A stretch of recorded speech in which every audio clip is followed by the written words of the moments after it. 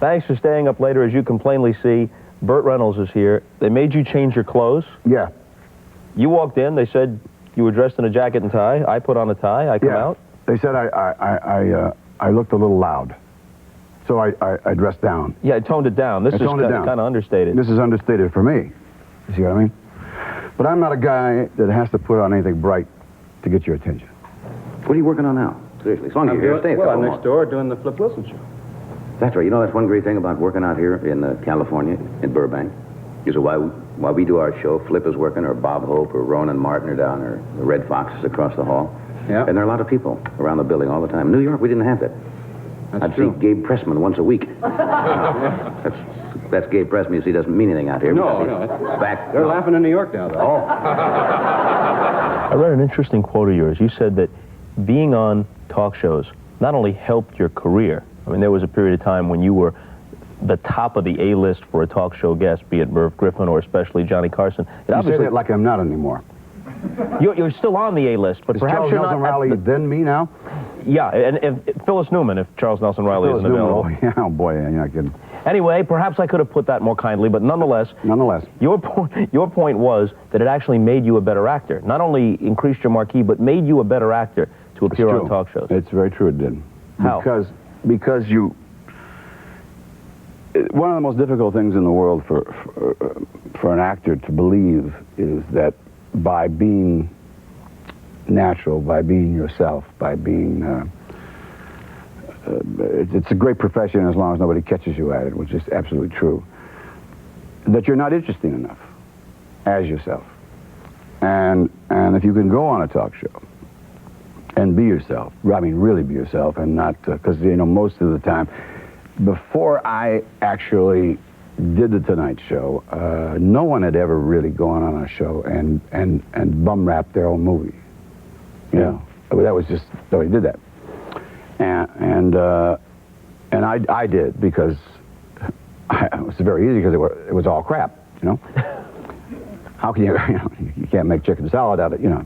Yeah. So, but usually you have a guy sitting there, you know, like Charlton Heston, who says, you know, I love Mexico, I love the Mexican people, I love the Mexican weather, I love the runs, I love the water, and they love everything.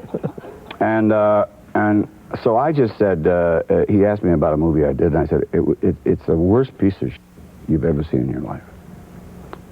And he agreed. It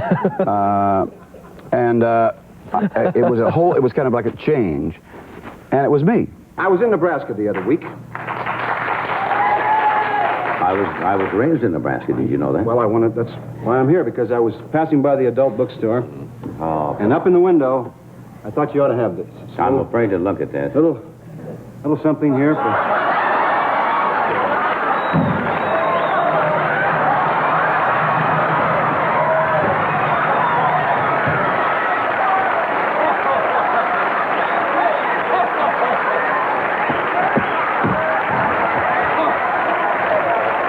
For me, it was also a chance to show producers that I had some kind of timing in comedy, because I had never done a comedy. I had always played the third Indian from the right or left, or an Italian, gangster, Greek, you know, those guys. Did you have to gear up for it? Was that a performance? I mean, it wasn't entirely natural. Gear up for a talk show? Yeah. Yeah, I was pretty nervous about coming over here. Oh, I can tell. This is big for you. I think good things can happen for you if you do well here tonight. If they do, I'm going to buy another set. I tell you, no, I didn't gear up. I watched the show in the sense that it became very obvious that if Johnny liked you, the audience liked you.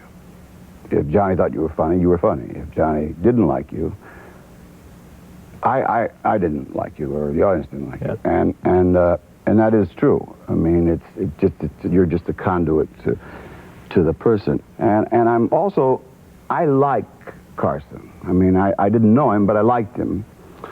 And I'm not going to hide that, you know. Yeah. Now you know, he's very unphysical. I mean, it's real hard for him to hug. He's like my father. My father, you can't hug. So, and just before I went out, the guy says, don't touch Johnny. I said, what do you mean? He doesn't like that. I said, oh, okay. And they said, and he won't talk to you during the commercials. But don't worry about that. He's just shy. I said, okay, I'll talk to Ed. Fine. So I went out and hugged him. And it was like... This is your first appearance? First appearance. It was like, he was just like that. And then I sat down, and then I told him about my father, you know, that he can't hug, you know, either. And for some reason, because it was true and because I was saying it not in a way to put him down at all. I was saying it in a way that I wished he could someday find a way to hug, because I think it'd be wonderful for him. I mean, I think he'd get something great back, you know. And the commercial comes up. This is the first time I've ever been on the show. I turned to the Marine, because I figured he's not going to talk to me. And Johnny says, Burt, yes? He says, how'd you like to host the show? Now, I'm too dumb to be scared. You know, I don't know. No actor had ever hosted the show. It had always been comedians. I said, sure. So I hosted the show the following week. The week after your first appearance on the show, Yeah. you host the show? Yeah. Now, was that the one that Judy Carn came out on, the very first one? Yeah, well, I wanted to do something. I hadn't seen my ex-wife in 4 years. And the only thing I had when I left the house was my Rotary Club football trophy and 2 Burt and Judy towels. And I didn't know, I wanted the audience to see, I didn't want to see her before the show. I wanted them to see us see each other for the first time. And she had, in that time, become real hot from Laugh-In, the Sock It To Me girl. Right. Which is strange, because that's the way I used to talk about it. And she came out, and it was one of those things that every line was a straight line. I mean, it was just one of those crazy nights. And it was so crazy that when the show was over, the 2 sound guys, who were always asleep, you know, and they're always about 105, you know. I mean, they go from Love of Life or whatever. They've been there all day. They actually couldn't care. Anyway, when the show was over, the audience didn't move, and these guys didn't move because they wanted to see if we walked off together. And we didn't. did you talk afterwards? Yeah, I met her at Sardi's. Her mother and father, who I liked very much, Mr. and Mrs. Buttrell. I don't know why she didn't keep that name. I met them and her current love. And her current love was very mean to me, you know, for obvious reasons. And Mr. and Mrs. Buttrell were very sweet. And so it was a good show, a lousy dinner.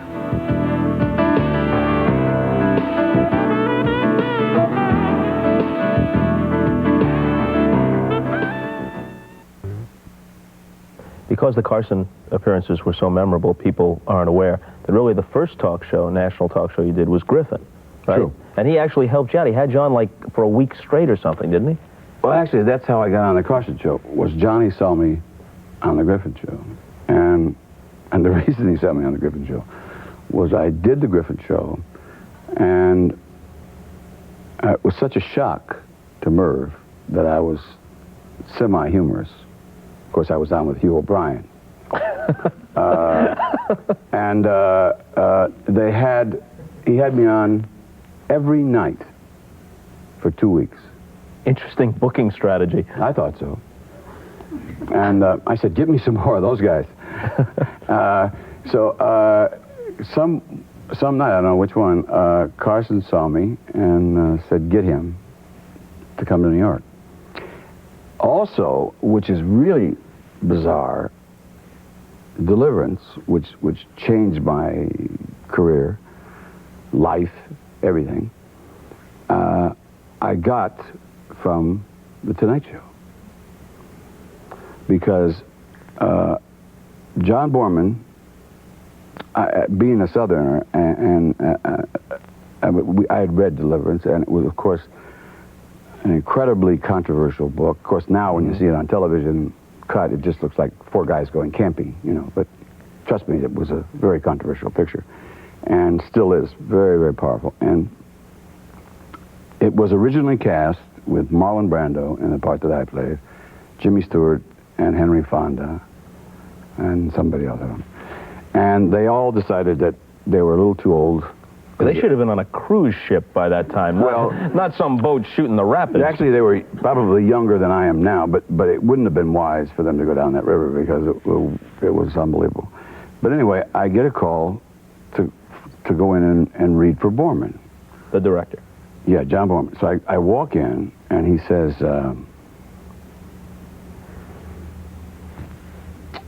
could you do a Southern accent? I said, well, I spent 25 years trying to get rid of it, but I can get it back, just like that. And he said, I said, what picture did you see me in?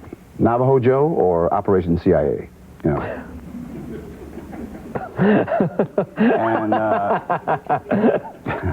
And he said, actually, I haven't seen any of your films. He said, I saw you on The Tonight Show.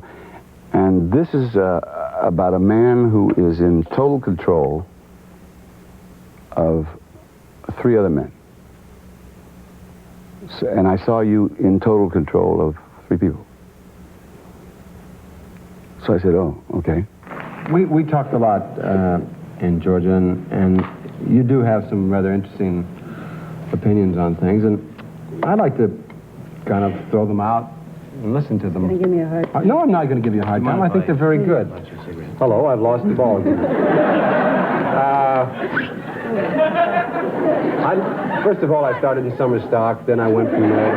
And then we went to Georgia 5 weeks before the film to learn, you know, because a lot of guys had never been in a canoe before. And I remember the first day, there were these 2 old prop guys from Warner Brothers, you know. One would be named Pop, you know. And they dragged these canoes out, and we went in this calm, still lake. And Ned Beatty in the front of a canoe is not a good idea anyway, but there he is, he's in front of my canoe, and Voight and Ronnie on it, and we go out, and we both tip over in about maybe a minute. I mean, it's calm. And Pop, I hear Pop say, we're going to be on this picture a long time. Ned Beatty was on the show about a year or so ago, and he told me that to this day, that scene where he's raped affects him. That it was so emotional for him to play it. Like you said, it was his first movie. So emotional for him to play it. The reaction that it sparked was so overwhelming that it stays with him still. Well, it's the only movie that I've ever shot entirely in sequence. And the reason we did that was because if we fell and broke our arm or leg or drowned, we could say, Bobby drowned yesterday. Because, you know, we never knew. I mean, we were doing everything ourselves. And we got to that scene, and the 2 actors who, they weren't actors. The 2 guys that played the rapist, one was a tree surgeon. There's something phallic about that. I don't know. And the other guy, which is another story in itself, the other guy, when I first started out, I used to work at a place called Ghost Town and in Maggie Valley. And we did the gunfight at the OK Corral, and I'd get shot and fall off this roof and land in some rocks. Once in a while, I'd take a rock away. That was I thought that was, boy, this is great. There's no rock. Soft, you know. 200 cash. Show business. I loved it. And we did it every hour on the hour. We did this gunfight. And the guy that played Pa Clampett had no front teeth, and he stuttered a little bit, but he was a wonderful actor, and he was like Walter Brennan. He played older men, even though he was a young man. And I remember thinking, this guy's a wonderful actor. So we get down there, and Borman is trying to find this guy, and he obviously had to find a guy with no teeth. You know, it was a whole very important story point. So we could find lots of good actors with teeth. We found lots of bad actors with no teeth. Lots of good actors that wouldn't take their teeth out. And he wanted a real Southern accent. So he was having. I said, I know a guy. Now, this was a long time ago. I worked there, but I'll call there. His name is Cowboy Coward. So I called Ghost Town, and I said, by any chance do you guys know where Cowboy Coward is? And they said, yeah, he's right here. So when the gunfight at the OK Corral. Was a really ambitious guy, Cowboy. So I got on the phone with him. I said, Cowboy, we're at the Holiday Inn in Clayton, Georgia. Come down here. There's a chance you could be in this movie. Tomorrow night, 7 o'clock. He says, okay. So I'm sitting in there, and they drive up in a pickup truck. He's driving, and in the back of the truck is a whole passel full of kids and a very large wife. And he gets out with bib overalls, no shirt, shoes, no socks. And Borman said, did you tell him what to wear? I said, no, I didn't. He comes in, but I realized as he walked in that I had forgotten to tell Borman that he couldn't read. He couldn't read or write. And I thought, gosh, I don't want to embarrass him, you know. And so John talked to him a little bit, and he stuttered a little bit, but it was interesting. And so Borman said, I'll tell you what, Cowboy, just read this line. I said, well, I'll tell you what, let's improvise it. I'll read it. I'll tell you what the line is, Cowboy, and then you just say it any way you want to say it. That's what they call improvising, see, because I know you didn't know. I said, the line is, get over there against that tree and take your pants down. So Cowboy goes, get over there against that sapling and take your panties down. And Borman said, you got the part. So he gets up, and as he's walking towards the door, Borman said, hold it. And then, Cowboy, I have to tell you something. This is the part of a guy who rapes another man. There's a long pause. And then Cowboy says, well, that's all right. I've done a lot worse things than that.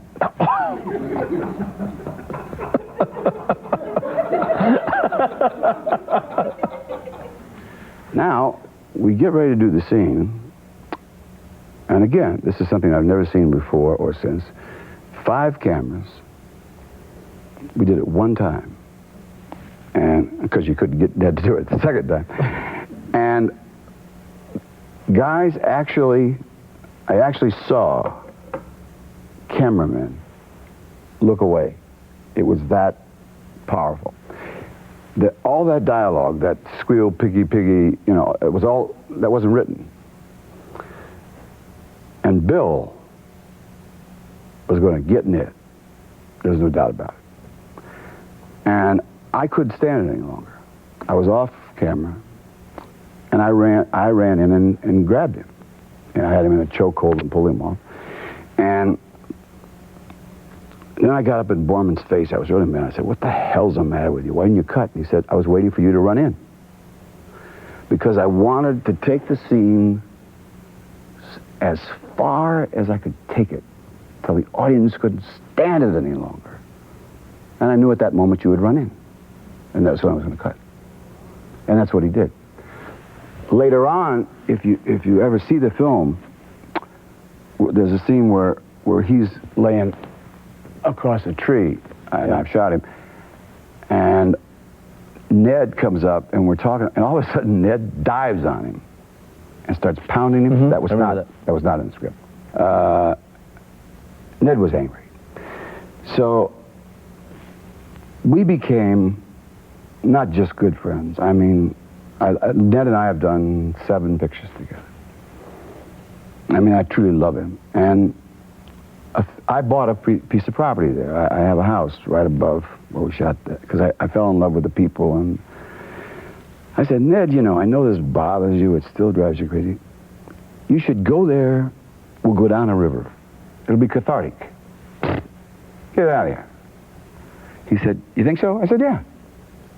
Now, what I had not realized is it's become a huge tourist thing.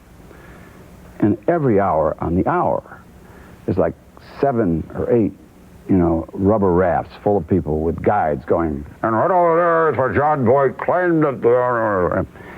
So when we get in with Ned and we're riding along, and this guy forgets that we were in the movie, He says, and right here is where John Voight claimed that the... I said, hey, pal, we were in the movie. It's okay. Cool it, okay? And I'm getting worried about Ned. Ned's getting a little shaky, And I said, are we going to stop for lunch? And he said, yes, at Sodomy Creek. Renamed? It's now on the map. On the map, it says Sodomy Creek. So Ned didn't have a cathartic experience. As a matter of fact, he never got out of the boat when we got to Sodomy Creek. Well, if Merv Griffin once had you on 8, 9 nights in a row, you can come back here for 2, right? I'll come back here anytime you want me to. I feel a little bit like the man who came to dinner, I mean, in the sense that I just walked in here and never, ever shut up. I'm going to be much quieter. That'll be on tomorrow. The next show. Yeah. See you later. You should try to catch that, because it'll be a first.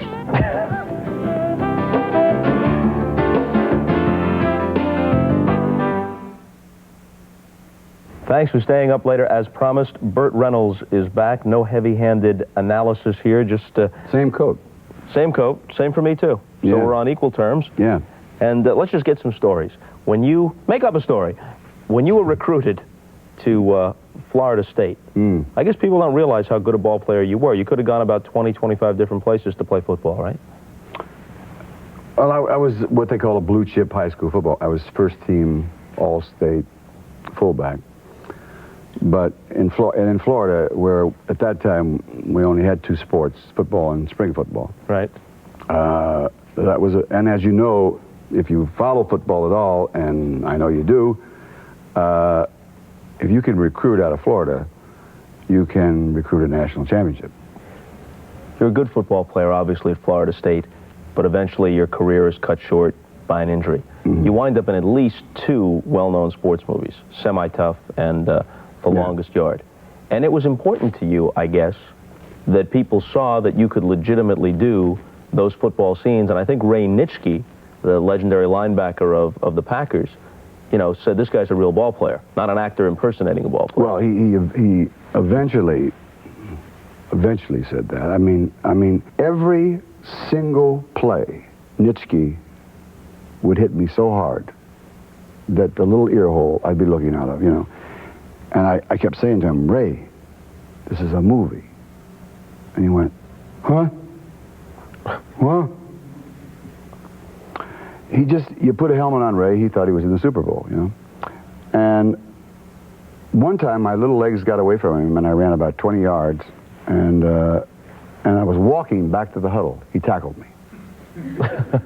He just wanted me to know I was around, But I never said a word. I never complained. I never said anything to him. And somebody told me recently, as a matter of fact, and he's a wonderful, wonderful guy, that somebody said, what kind of guy is Burt Reynolds? And he said he is a tough mother. And I take that. I'd rather have that than an Oscar.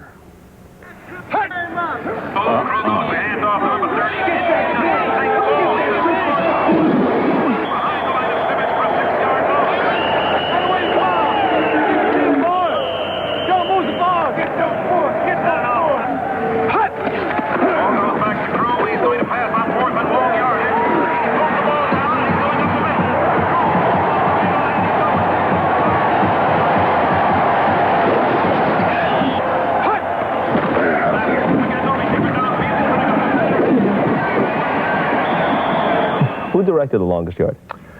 Bob Aldridge, who was the only guy tough enough to handle that situation, because Bob Aldridge directed Dirty Dozen. Right. He played ball, and I used to say to him, You know, Bob, you're so famous for directing men's movies.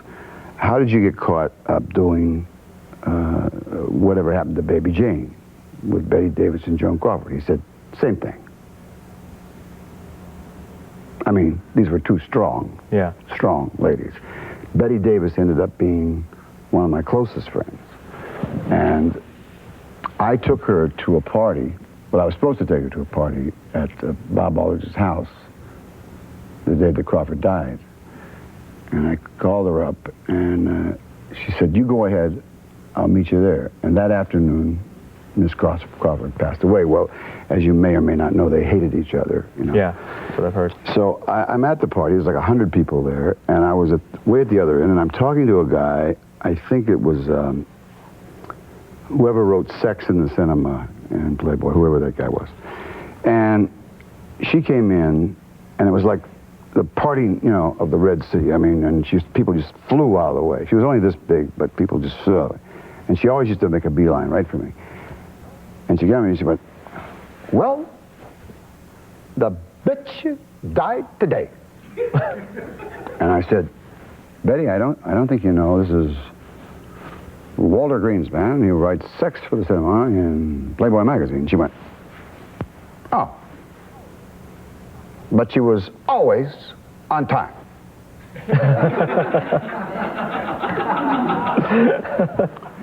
Now, I go to do Semi-Tough.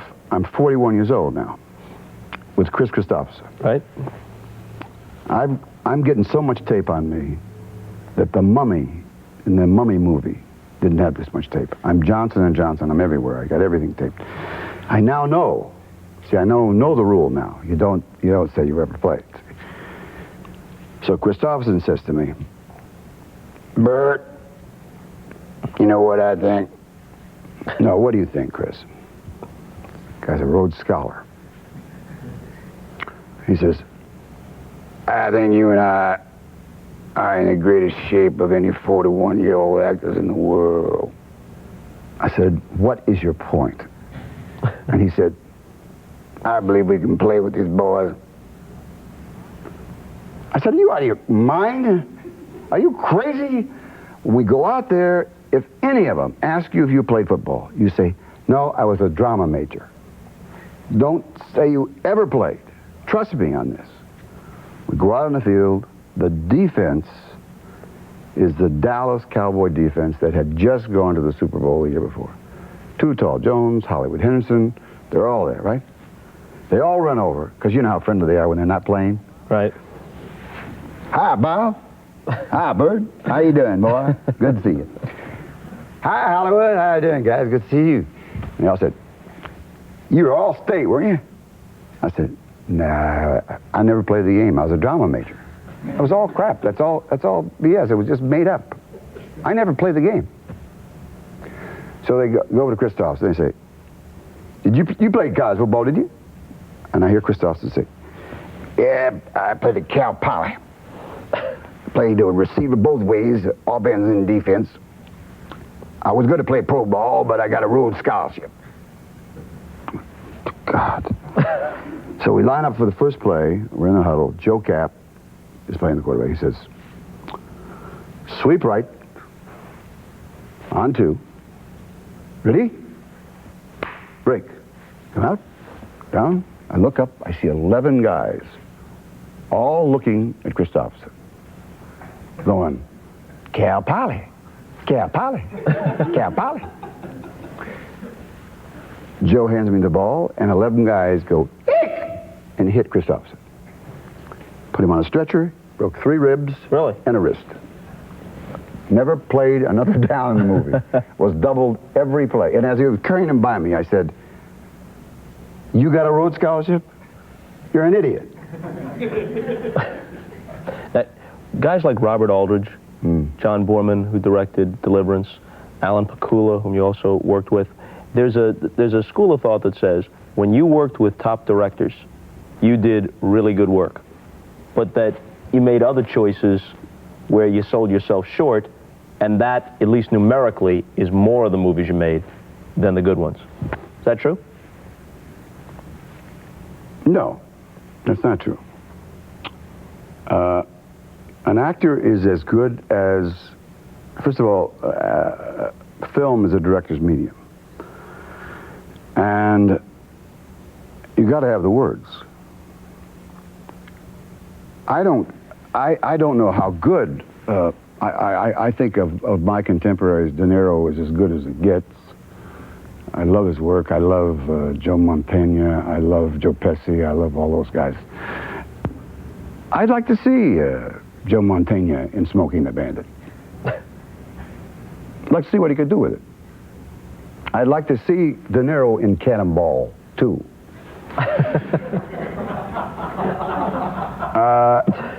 I think I was as good as I could be in the material that I had. And by the way, they made $200 million, which is a little more than most pictures make. I was offered a lot of those pictures because I was the #1 box office star in the world, and the pictures that I was making were those silly kind of pictures. If I was making a picture where I played a female impersonator, I would be playing nothing but female impersonators, every picture, because that's the way Hollywood is. But I wasn't doing that. Now, I made some mistakes because I had a lot of power, but I didn't know that I had the power. You know, when you have that kind of power, you don't know. I mean, I was having such a good time. There were 4 years there I don't even remember. But I do remember saying things like, they'd say, we got a movie for you, and you're getting whatever. It was a lot of money. I'd say, where is it? They'd say, Hawaii. I'd say, I'll take it. I mean, I wasn't really... This was based on how much you could enjoy yourself. Yeah. I mean, well, isn't that what life's about, too?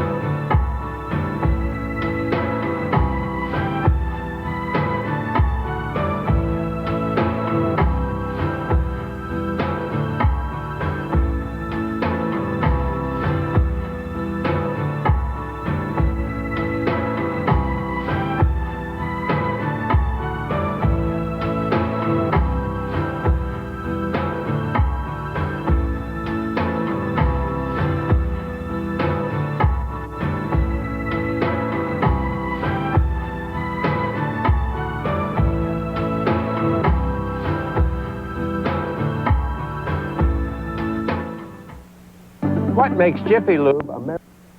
Mickey, I'm feeling much better now. You know, Mick, I always loved Daddy. I always loved Daddy. You know, I love Daddy. Don't go overboard, huh? He was a nice guy, but he died when you were 2. Let's turn it around. The ship has sailed, and you're at a different point in your life, and Evening Shade is successful, and so in a certain sense, you're back on top. But suppose you had wound up doing, in addition to the things you had done, The Deer Hunter, or you're talking about, like to see De Niro do Cannonball Run. What if you had done Taxi Driver, or you had been Rupert Pupkin in King of Comedy? Honestly, how well do you think you could have done with it? Brilliantly. Is that modest enough? It's direct enough. Do you have I was as good as the material that I was given. I think Starting Over is my best performance. What kind of coffee do you want? Colombian's good. Well, if you want Colombian, we might as well get Folgers. Costa Rican is terrific. I don't want Costa Rica. Why not? I don't know why. Maybe because I don't know where Costa Rica is. It seems like you should know where it is before you drink their coffee. Why don't you tell me some countries bordering Costa Rica, and I'll drink their coffee the rest of my life.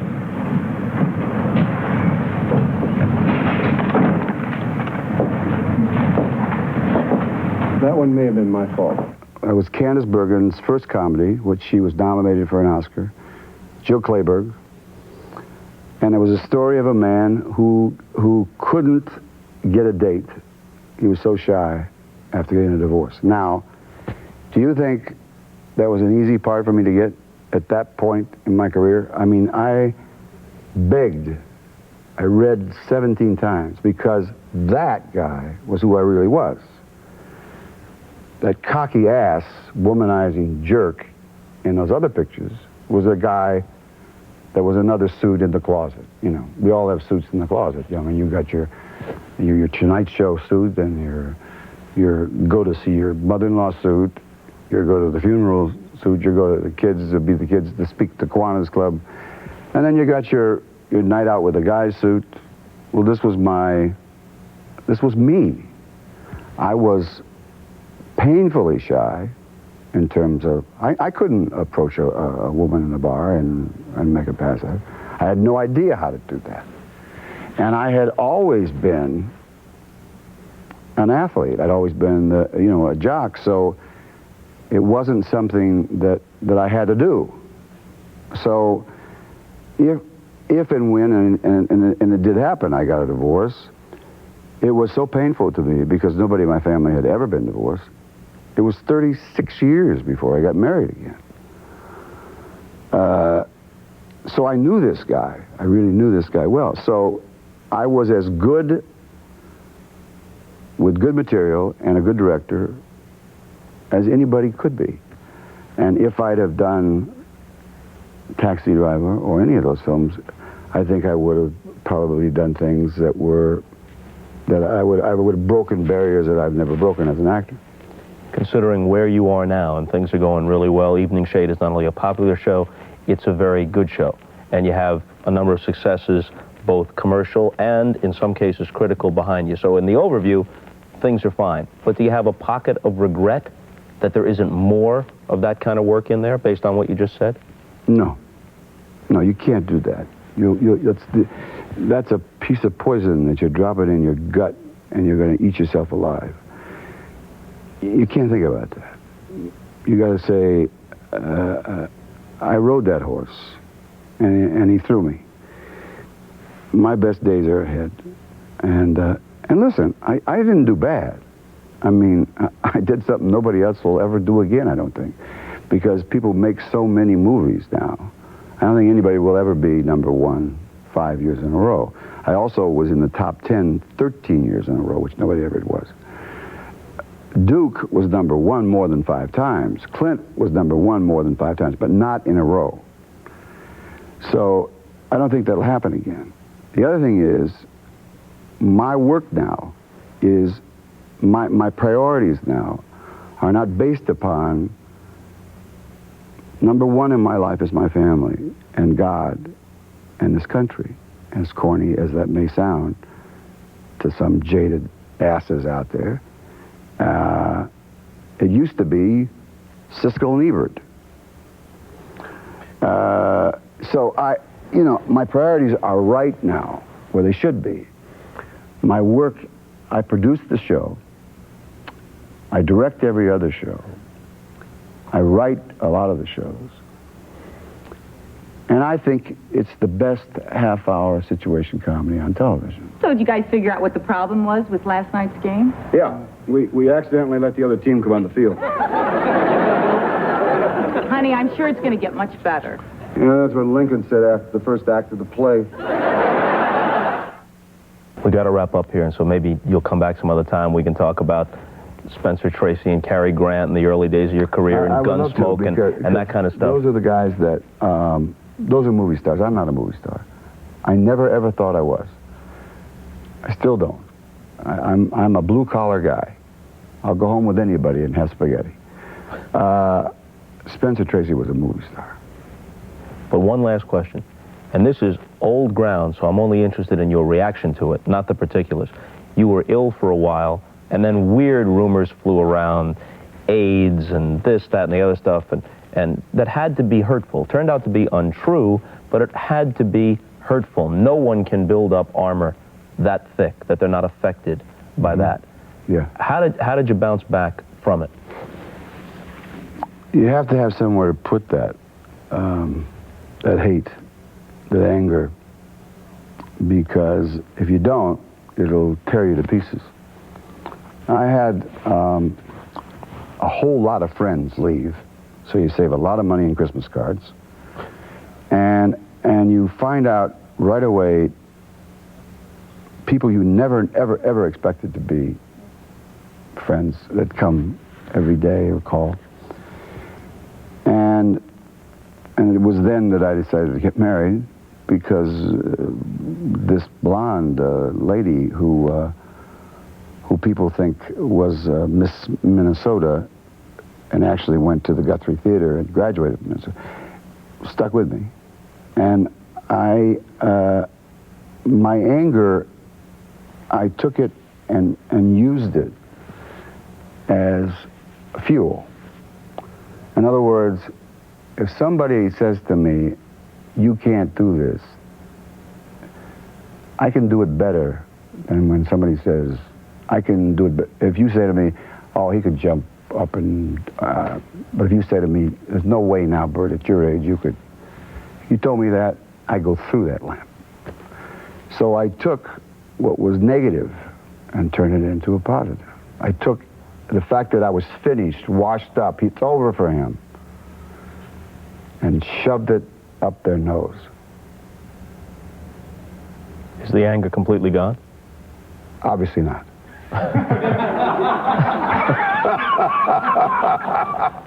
You see how I picked up on that? Yeah, you're quick. Oh, you can't slip stuff like this past me. No. It was, in spite of the reading, which I thought was very soft, up their nose, you picked up on it. No, it's not going. Burt is enjoying a little post-midnight snack. Little brownie. In a few seconds here. The crew all voted me the guy they most liked since you've been taping.